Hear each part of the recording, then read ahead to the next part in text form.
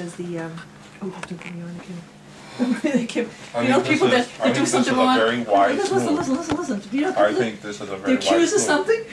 All right, tell me what you were telling me. You know what? There's going to be a little bit of shock initially. People are going to be like, "Get that camera out of my face," kind of thing. But then they're going to like, there's going to be like truth or dare, you know, with Madonna. Like, there's Mike again with the after camera. a certain amount of time, it's just. Can I it's take like, you something for you? You don't know it's on.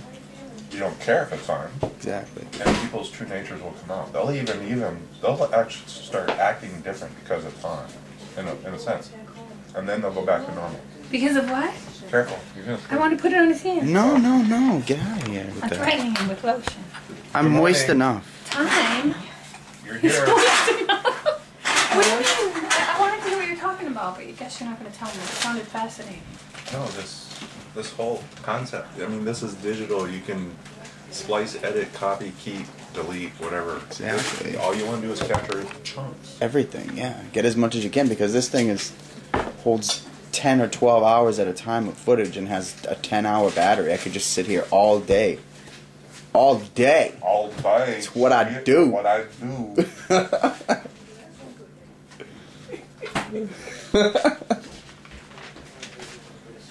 Okay, so my train leaves at 1:20.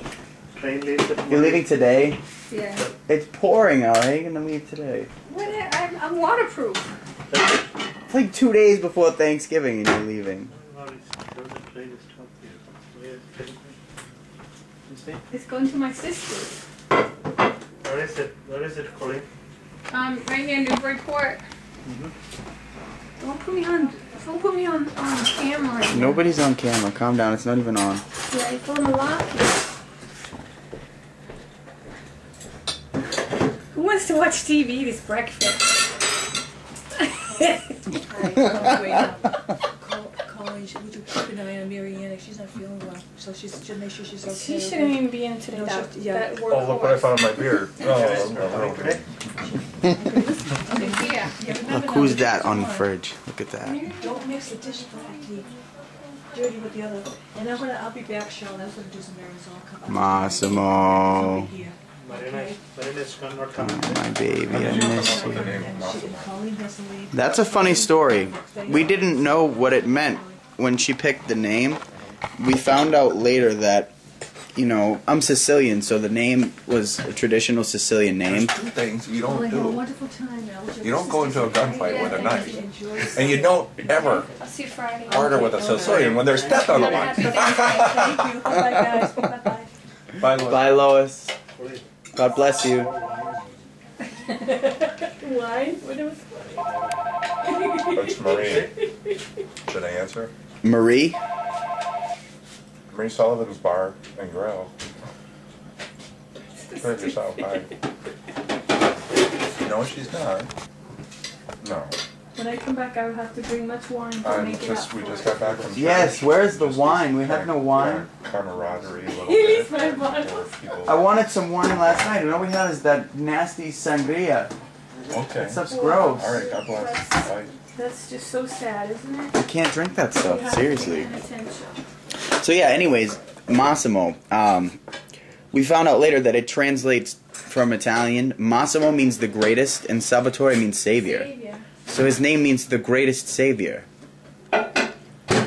Which is really funny because of, like, my miracle, you know, what happened to me.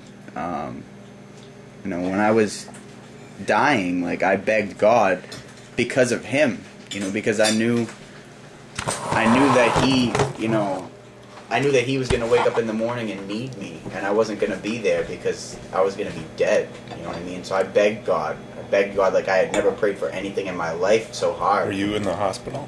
No, not yet. The next morning I was in the hospital, but... So this was at home? Yes. You felt sick?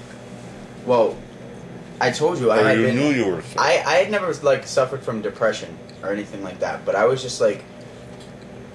Because of everything that was going on with my wife and how sad I was about everything, like, I was just all of a sudden completely overtaken by whatever was inside. For like a split second, I was not me. Like, I remember I was like outside of myself. Like, I walked into my room. You know, at the time I was on very heavy pain medicines because of all my medical conditions. I was on Oxycontins and all that kind of stuff. Were you like sticking to a schedule, or were you No, I getting wasn't. caught up in it? 'Cause No, I know if people say anything, how easy honestly, it is like, you know, I was dealing drugs at the time, so if anything, like, I got my prescription and sold half of it at least because I needed the money. So I wasn't even taking half of what the doctors prescribed for me. You know what I mean? But it was still a lot. They gave me way more than I needed, that's for sure. Like, they wanted me comfortable. You know what I mean? And there are many, many people that are on much, much, much more than I was on, but it was still a lot even for me. But, I was just completely overcome for like 2 minutes. And I remember just all of a sudden getting up from the patio, walking into the house, grabbing my bottle, opening it, emptying it into my hand with like a bottle of water, and just swallowing I took over 100 pills. Over 100 pills I took. Mm-hmm. And within not even 5 minutes, I felt it. You know what I mean? I just felt like I'd never felt this feeling before. It was like the feeling of dying, and I fell to the floor to my knees, and I felt like things turning inside me, and like I felt my muscles like giving way, and I felt myself like slipping, you know, and I knew what was happening. And my last thought before I passed out on that floor was that my son was going to wake up and need me, and I wasn't going to be there for him. I wasn't, you know, wherever I was going to be, it was not there to take care of him. Where did it come in that you asked God for help? Right there, when I was on my knees, when I felt death inside me, like when I knew I was dying at that moment. Like I knew this is it. I did it. Like it's happening right now. Like I'm dying. And I begged God. I said, God, please, you know, I don't remember exactly the way I worded it, but I said, if you let me live through this night, if you let me wake up tomorrow, if my eyes open and I'm alive, I promise you, I will give my life to you. I will let you completely take my life over. I will live for you. I will testify to what's happened, and just, you know, let me be saved for my son. And when I passed out, you know, How long ago was that? that was right before I started my 2-month fast. That was the end of August. I don't remember exactly what date. The last week of August. You started a 2-month fast on your home? Yes. After that, Like, I felt compelled to. were you here? No. I was in Florida at the time. Wow. And it was just unbelievable. Holy Rosary. This is Steve. Hi, Pat. How are you? Is that Pat Allen? Put it on speaker. Yeah. Father Tom was getting a sonogram? Oh, that's right. He's at the hospital, right?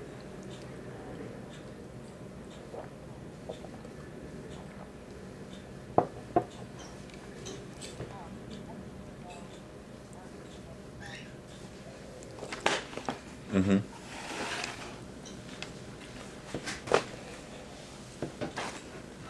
Yeah.